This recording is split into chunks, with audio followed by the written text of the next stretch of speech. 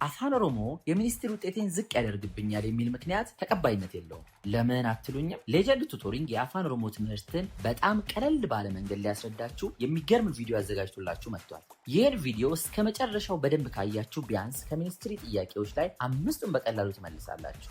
ይህን የመሳሰሉ ቪዲዮዎች በቀጣይነት ተዘጋጅተው እንዲደርሳችሁ ይህንን ቻናል ሰብስክራይብ፣ ላይክ፣ ለሚያስፈልጋቸው ጓደኞቻችሁ ደግሞ ሼር ማድረግ እንዳይረሳ። ለዛሬ ክፍል ስክሪፕቶ እና ኖትቡክ አዘጋጁ። አሁን ቀጥታ ወደ ቪዲዮ። ስለዚህ የአፋን ኦሮሞ ትምህርት የመጀመሪያ ክፍል ስንጀምር በቁቤ እንጀምራለን። ቁቤ የምንለው ያው ፊደል ወይ አልፋቤት፣ በእንግሊዝኛ አልፋቤት ብለን የምናውቀው ሌተርስ ናቸው ማለት ነው።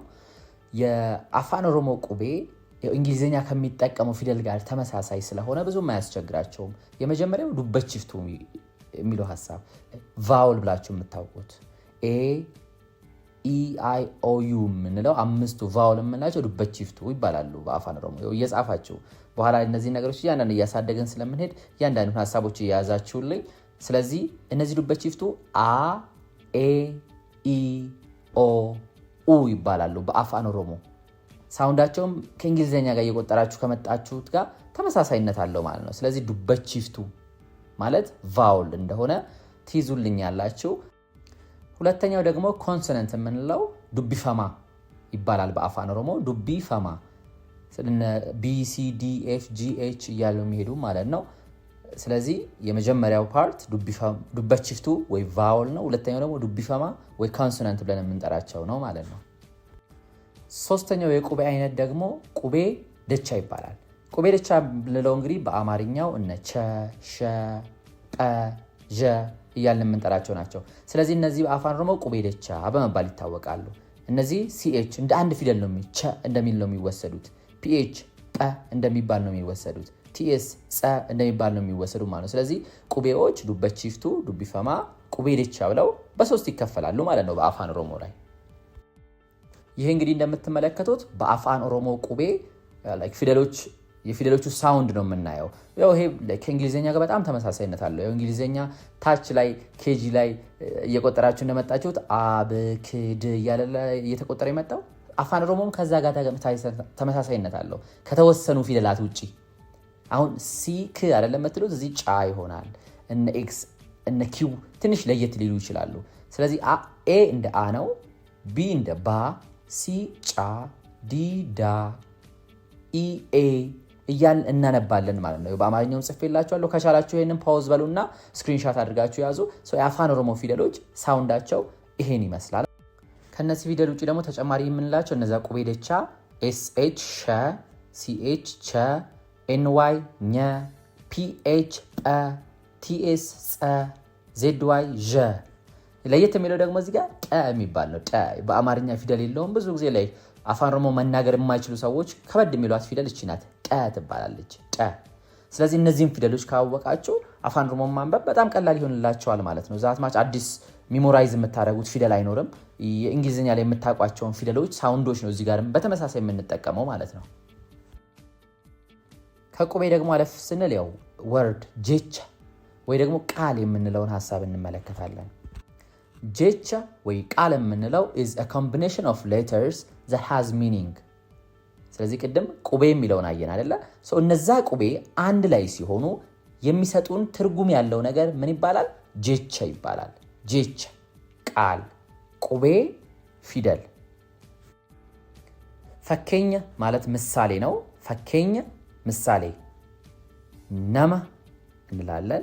ነመ አሁን ና አ ማ አ እነዚህን ቁቤ ተጠቅመን ነመ የሚል ጄቻ ፈጠርን ማለት ነው። ነመ ማለት ያው ሰው ማለት ነው። ትርጉም ያለው ነገር ነው። እስኪ ሁለተኛውን አንብቡልኝ።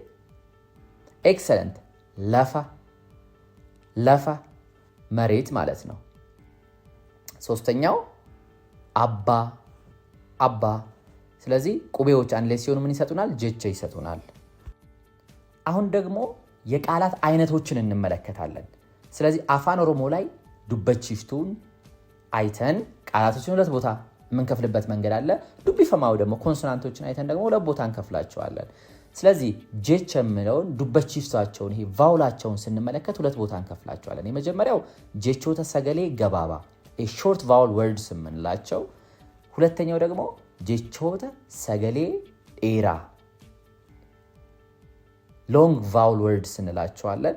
ዱቢፈማ ደግሞ ኮንሶነንቶችን በማየት አሁንም በተመሳሳይ ጀቾታን ወይ ቃል የምንለውን ሁለት ቦታ እንከፍለዋለን።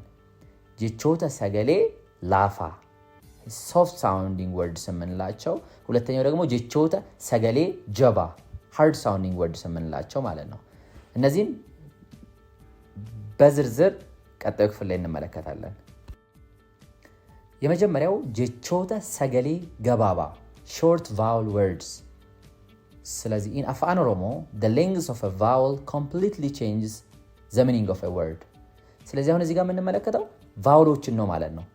ስለዚህ ቫውል ሁለት ሆነ አንድ ሆነ የሚለው በአፋን ኦሮሞ ላይ ትርጉም ለውጥ ሊፈጥር ይችላል፣ አንድ ጀቸ ወይ ደግሞ ቃል ላይ ማለት ነው። ጀቾተ ሰገሌ ገባባ they use only one vowel between consonants. Example A instead of AA። እዚህ ጋር ጀቾተ ሰገሌ ገባባ የምንላቸው አንድ ቫውል ብቻ ያላቸው ቃላቶች ወይ ጀቾታ ናቸው። አንድ ቫውል ብቻ አንድ ሁለት ኮንሶናንቶች ሁለት ዱበፈማ መሃል አንድ ዱበቺፍቱ ወይ ቫውል ካያችሁ ያ ጀቻ ምን አይነት ጀቻ ነው? ጀቾተ ሰገሌ ገባባ ወይ ጀቸ ሰገሌ ገባባ ይሆናል። እሺ ምሳሌ ብንወስድ ፈኬኛ ምሳሌ ነው ብያችሁ የለ ፈኬኛ ነማ። አሁን ነማ ብንል አንድ ኤ ብቻ አይደል ያለው ሰው ጀቸ ሰገሌ ገባባ ነው ማለት ነው። ይሄ ነማ ማለት ያው ሰው ማለት ነው። ሁለተኛው ለፋ አንድ ኤ አይደለ ደብል ነገር የለም። ስለዚህ ይሄም ጀቸ ሰገሌ ገባባ። ተባ ብንል አንድ ኤ ጀቸ ሰገሌ ገባባ። ሁሉንም አሁን እዚህ ጋር የተሰጡትን ምሳሌዎች ብትመለከቱ አንዳንድ ምንድን ያላቸው ቫውል ነው ያላቸው ማለት ነው። ይቅርታ ኤ ስላደረጉባቸው ሌላ ፊደልም ቫውል ሁሉም ቫውል ይሆናሉ። አይ ምናምንም አንዳንድ ብቻ ከሆኑ ምን ይሆናሉ ማለት ነው? ጀቸ ሰገሌ ገባባ ነው የሚሆኑት። በመቀጠል ደግሞ ጀቾተ ሰገሌ ዴራ ሎንግ ቫውል ወርድስ የሚባሉትን እንመለከታለን ማለት ነው። In the ቁቤ writing system this is always indicated by doubling the vowel። ስለዚህ አሁን ጀቾተ ሰገሌ ዴራ ላይ ቫውሎችን ደብል እያደረግን ነው የምንሄደው ማለት ነው። ደብል የሆነ ቫውል ደብል የሆነ ዱበቺፍቱ ያለው ጀቻ ምን አይነት ጀቻ ነው?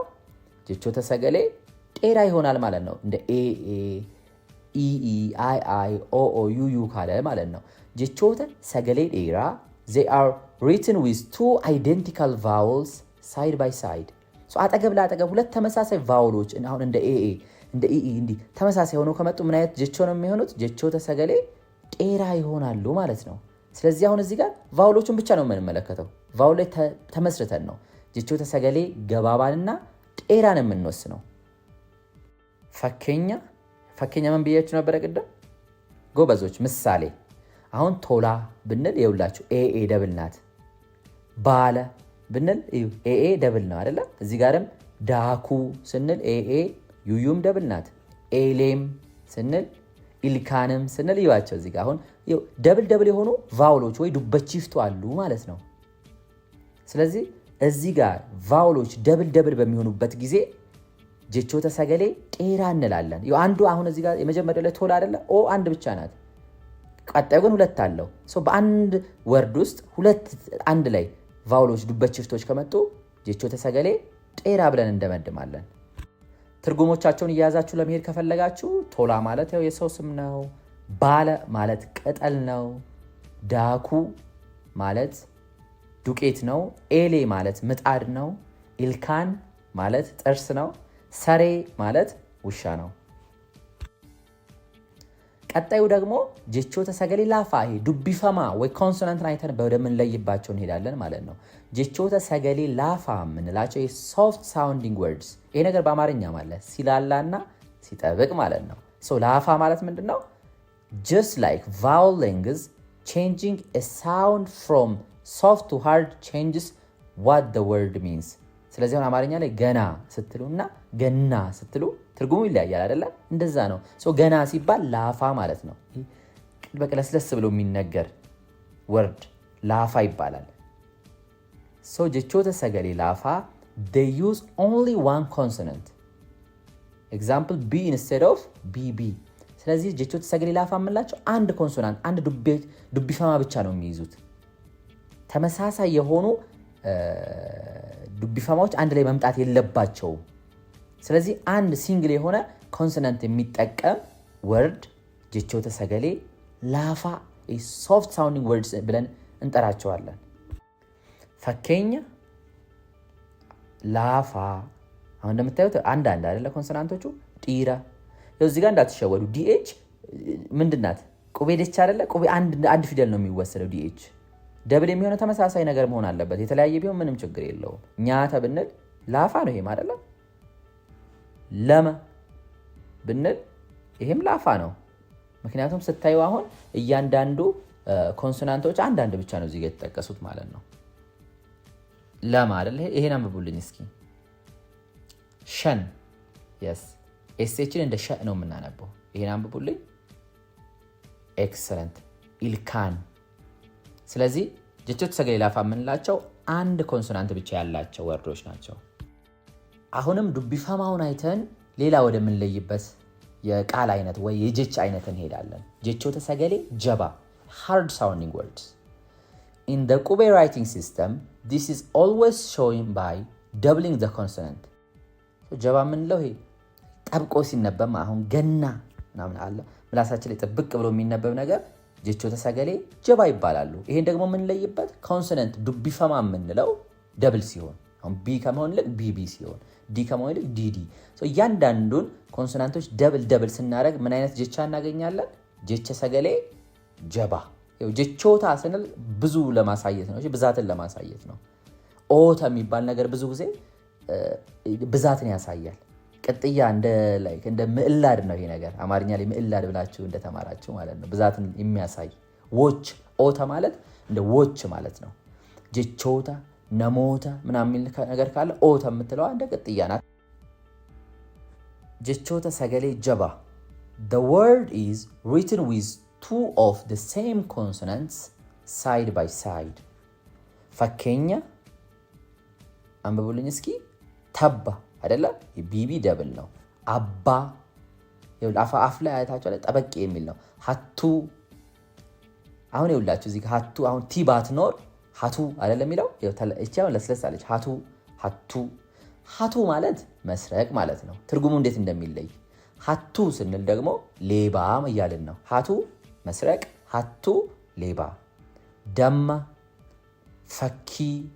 ፈኪ ማለት ስዕል ማለት ነው ደማ ማለት ደግሞ ማር ማለት ነው የትርጉሙም እያወቃችሁት ብትሄዱ ደግሞ more interesting ይሆናል በማለት ነው ትርጉሙን እየጨመርኩላችሁ ያለሁት ግን እናንተ ዋና እዚህ ጋር ከትርጉሙ በላይ መያዝ ያለባችሁ ምን ሲሆን ነው አንድ ወርድ ጀባ የምንለው ገባባ የምንለው ጤራ የምንለው ላፋ የሚለውን ብቻ ነው ማየት መቻል ያለባችሁ ትርጉሙ ያው more like ትርጉሙን እያወቃችሁት ብትሄዱ ደስ የሚል ነገር ይፈጥራል ብዬ ነው ዋናው ግን እናንተ like ፓተርኖቹን ተመልከቷቸው ምን ሲሆን ነው ጀባ የሚሆነው የሚለውን ነገር በደንብ አንደርስታንድ አድርጉ ሌላኛው የቃል አይነት ደግሞ የጅቻ አይነት jechoota sagalee irrabuta የምንላቸው ነው jechoota sagalee irrabuta jechoota sagalee irrabuta is when two different consonants are placed side by side in a word without a vowel to separate them ስለዚህ አሁን የተለያዩ ዱቢፈማዎች ወይ ኮንሶናንቶች አንድ ላይ ሲመጡ ቫውል መሃላቸው ላይ ሳይገባ ምን ይባላል ኢረቡታ ይባላል ለምሳሌ አርዲ ኤልቢ ኤልኬ ኤንጂ ኤንዲ በቃ እነዚህ የተለያዩ ከቁቤ ደቻዎች ውጪ ማለት ነው ቁቤ ደቻ ብለን ከጠራናቸው ውጪ የተለያዩ ኮንሶናንቶች አንድ ላይ ሲመጡ አንድ ቃል ውስጥ ምን ይባላል ሰገሌ ኢረቡታ jechoota sagalee irrabuta በመባል ይታወቃሉ ፈከኛ ፈርዳ ያው አረዲ ረቡታ ነው ማለት ነው ፈረስ ማለት ነው ፈርዳ አርባ ማለት ዝሆን ማለት ነው ዳንዲ ኤንዲ መንገድ ማለት ነው ይሄ ደግሞ ተርቲባ አረቲ አይታችኋል ተመሳሳይነት አላቸው ማለት ነው ስለዚህ የተለያዩ ሁለት ዱቢፈማ አንድ ላይ ሲመጡ jechoota sagalee irrabuta በመባል ይታወቃሉ ቀጣዮቹ የወርድ አይነት ደግሞ ጀቾታ ሰገሌ ሁዳ ይባላል። ግሎታል ስቶፕ ወርድስ ይባላሉ። ሁዳ refers to the punctuation mark apostrophe። እቺ አፖስትሮፊ የምትባለው ምልክት አንድ ጀቸው አንድ ወርድ ውስጥ ካለች ያ ወርድ ምን አይነት ወርድ ነው? ጀቾተ ሰገሌ ሁዳ ይባላል። ጀቾተ ሰገሌ ሁዳ or the hiccup sound አይደለ? እንደዚህ አይነት እንትን አለው። በቃ is any word that uses the apostrophe symbol። ፈከኛ ረኤ አያቻ ታኤ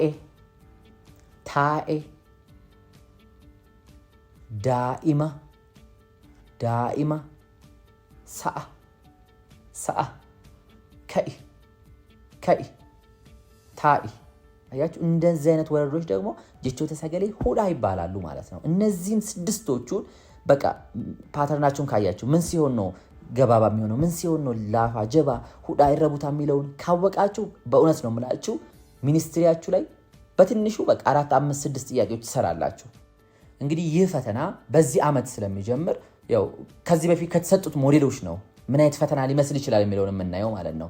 እና አሁን ካየናቸው ነገሮች ብቻ በመነሳት በተለያዩ ክፍለ ከተማ የተዘጋጁትን ፈተናዎች እስኪ አንድ ላይ እንመልከት። ይሄንን ብቻ ርዕስ በመመልከት ምን አይነት ጥያቄዎች ወጡ የሚለውን እንመልከት። አሁን ይሄ ኩታ መጋላ አራዳ ይላል። ያው ኩታ መጋላ ማለት ክፍለ ከተማ፣ ኩታ ያው ክፍል ነው፣ መጋላ ከተማ ነው፣ አራዳ ነው። ኩታ መጋላ አራዳ በአራዳ ክፍለ ከተማ የተዘጋጀውን ጥያቄዎችን እንመልከት። 35ኛ ጥያቄ ላይ ሄዳችሁ ስታዩ አራዳ የተዘጋጀው ላይ ጀቻ ሰገሌ ጀባ ቀቡ ፊለዱ። እናንተ አሁን ከዚህ ውስጥ የምታውቁት ምንድነው? ጀቻ ሰገሌ ጀባ የምትለዋን አይደለ? እስኪ አሁን ከጻፋችሁት ኖት ላይ ጀቻ ሰገሌ ጀባ የሚሆነው ምን ሲሆን ነው የሚለው እዩ እስኪ። አያችሁ አይደለ? ከዚህ ውስጥ ጀቻ ሰገሌ ጀባ የሆነው የቱ ነው? እስኪ በደንብ እዩት። አልመጣላችሁ? ምን ብለን ነበረ? ጀባ የሚሆነው ምን ሲሆን ነው ብለን ነበረ አይደል? ኤ ነው። ዲ ደብል ስትሆን ሁለት ዱቢፈማዊ ኮንሶናንቶች ደብል ሲሆኑ ያ ጀቻ ምን አይነት ጀቻ ይሆናል? ጀቻ ሰገሌ ጀባ ይሆናል። እዛው ክፍለ ከተማ ላይ ጥያቄ ቁጥር 36 ላይ ጀቻ ሰገሌ ይረቡታ ቀቡ ፊለዱ ይላል። ይረቡታ ማለት ምን ማለት ነው? ምን ሲሆን ነው ብለን ነበረ? በደንብ አስታውሱ። ይረቡታ ሲሆን ምን ይሆናል? በጣም ቀላል ነው አይደለ? የዚህኛውን መልስ ሲ በርሲሶተ ይላል። ምክንያቱም አርና ኤስ አንድ ላይ መጡ፣ የተለያዩ ኮንሶናንቶች አንድ ላይ ሲመጡ ይረቡታ ይሆናል ማለት ነው መልሱ። እዚሁ አራዳ ክፍለ ከተማ ላይ 37ኛ ጥያቄ ላይ ያለው ከአርማንገዲ ኬሳ ከምቱ ጀቻ ሰገሌ ሁዳ ቀቡዳ። እናንተም ከዚህ ውስጥ የምታውቁት የለም። የምታውቁት ምንድነው? ጀቻ ሁዳ የምትለውን አይደለ? ጀቻ ሁዳ ማለት ደግሞ ሚኒንጉ ምን እንደሆነ አውቃችኋል አይደለ? ሁዳ ማለት አፖስትሮፊ ያለው ወርድ ማለት ነው። አፖስትሮፊ ያለው ጀቻ ማለት ነው። ስለዚህ ሲ ይሆናል በቀላሉ መልሱ። ሌላኛው ደግሞ ኩታ መጋላ ኮልፌ። ኩታ ምን ብያችሁ ነበር ቅድም? ጎበዝ። መጋላስ ጎበዝ። አንድ ላይ ኩታ መጋላ ኮልፌ ምን ማለት ነው? የኮልፌ ክፍለ ከተማ። ስለዚህ በኮልፌ ክፍለ ከተማ ደግሞ 5ኛ ጥያቄ ላይ ያለው ጥያቄ ጀቻ ሰገሌ ይረቡታ ቀቡ ከሚ። እንደምታዩት ይረቡታ ማለት ነው አይታችኋል። ስለዚህ ይሄም በቀላሉ መልሱ ሲ። አርና ኤም የተለያዩ ኮንሶናንቶች የተለያዩ ዱብፈማዎች አንድ ላይ ስለመጡ መልሳችን ሲ ይሆናል። እዚሁ ክፍለ ከተማ ላይ 7ኛው ጥያቄ ከኔን አርማንገዲ ኬሳ ጀች ሰገሌ ሁዳ ቀቡ ኢሰከም። ይሄ ነው አይደለ? በቀላሉ ተመልሳችሁታል ማለት ነው። እኔ በደንብ የምሰጣችሁ ምክር ምንድነው? አፋን ኦሮሞ ላይ በመጨረሻ በእውነት ነው የምላችሁ ፈተናው በጣም ቀላል ነው። እንደ ሁለተኛ ቋንቋችሁ ነው የምትፈተኑት። ቤዚክ የሚባሉ ነገሮች ነው የሚያመጡላችሁ። ቋንቋውን መረዳት ባችሉም ተናጋሪ እንኳን ባትሆኑም አንዳንድ ትሪኮችን ብቻ በማወቅ ፈተናችሁን በደንብ መስራት ትችላላችሁ። ይህን ቪዲዮ የምሰራው ለማን መሰላችሁ? ጥሩ ውጤት ማምጣት ለምትፈልጉ፣ የተሻለ ውጤት ማምጣት ፈልጋችሁ በአፋን ኦሮሞ ተስፋ ልትቆርጡ ያላችሁ የአፋን ኦሮሞ ስላለማ ውጤት እኮ 90 ቤት አላመጣም 80 ቤት አላመጣም እንዳትሉ፣ በእውነት ነው የምላችሁ። ተረጋግታችሁ አንብባችሁ ከሰራችሁ ምርጫውን ብቻ አይታችሁ ራሱ የተለየውን በመስራት ብቻ የተሻለ ውጤት ማምጣት ትችላላችሁ። አንዳንድ ተማሪዎች አፋን ኦሮሞ ከባድ ነው እኔ አላውቀውም ምናምን በማለት ዝም ብለው ራሱ ለማጥቆር የሚሞክሩ ልጆች አሉ። እንደዛ እንዳትሸወዱ፣ የሚሰራ ነገር ነው። እናንተ ከሞከራችሁ ደግሞ የማይቻል ነገር የለም። በእውነት ራሳችሁን ቻሌንጅ አድርጉ። እኔ በእያንዳንዱ አሁን የመጀመሪያውን ክፍል ነው ያወጣሁላችሁ። በጣም የተለያዩ ክፍሎችን ይዤላችሁ እመጣለሁ። እናንተ በትዕግስት ተከታተላችሁ ቪዲዮውን እስከ መጨረሻ ካያችሁ በጣም ብዙ ነገር ትማሩበታላችሁ። አትጠራጠሩ። የሚኒስትሪ ውጤታችሁ የተሻለ ይሆናል። በእውነት ነው ምላችሁ። እስካሁን ያየናቸው ሞዴሎች እንደዚሁ በአይን ታይተው የሚመለሱ በጣም ብዙ ጥያቄዎች በውስጣቸው ይዘዋል። ስለዚህ እያንዳንዱን ጥያቄዎች አንድ ላይ ለመስራት እንሞክራለን። እያንዳንዱን ደግሞ ቀላሉን ቶፒኮች ከቨር እናደርጋለን ማለት ነው አብረን። ስለዚህ እስከ መጨረሻው አብራችሁን ሁኑ። ይህን ቻናል ሰብስክራይብ ማድረግ እንዳይረሳ። ይጠቅማቸዋል ብሎ ለምታስባቸው ሰዎች ደግሞ ፕሊዝ ሼር አድርጉላቸው፣ ኮሜንት አድርጉ፣ ላይክ አድርጉልን። ያልገባችሁ ነገር ካለ የማስረዳበት መንገድ ትንሽ ከፈጠነም ዝግ ካለም ኮሜንታችሁን አስቀምጡልኝ።